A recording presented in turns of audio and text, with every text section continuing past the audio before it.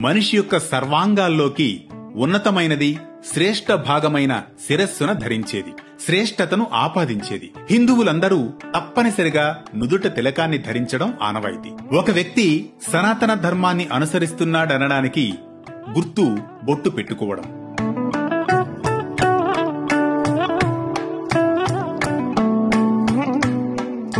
భగవంతుణ్ణి నమ్ముతున్నాడనేందుకు కూడా ఈ బొట్టే నిదర్శనం. అందుకే ఆలయాల్లోకి ప్రవేశిస్తున్నప్పుడు తిలకధారణ తప్పనిసరి.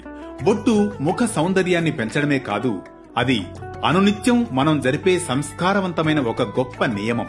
కనుబొమ్మల మధ్యప్రదేశంలో వెనుకగా ఆజ్ఞాచక్రం ఉంటుంది. ఆ ప్రదేశాన్ని మధ్యవేలితో సున్నితంగా స్పృశించి ఆజ్ఞాచక్రాన్ని ప్రచోదన చేయడం కూడా తిలకధారణలోని ముఖ్యమైన పరమార్థం. తద్వారా శక్తి ప్రసరణ సులభంగా జరుగుతుంది.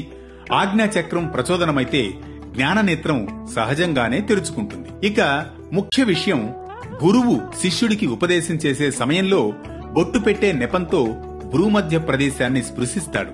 తద్వారా ఆజ్ఞాచక్రం ప్రచోదనమవుతుంది. కుంకుమతో పాటు సింధూరం, తిరుచూర్ణం, గంధం, అక్షతలు, విభూది, చాదు, ఇంకా కస్తూరి, పునుగు, జవ్వాది, పచ్చకర్పూరం, నవరత్నాలు ఎవరి శక్తిని బట్టి వారు ధరించవచ్చు. బొట్టు లేకపోతే ఇంకా స్నానం చేయలేదని అర్థం.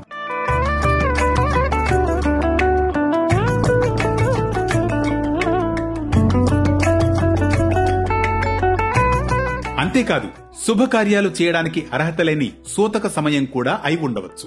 అంటే నుదుటనున్న తిలకం శుభకార్యాలు చేయడానికి, నిత్య నైమిత్తిక కార్యక్రమాలు నిర్వర్తించడానికి అర్హత ఉందని సూచిక.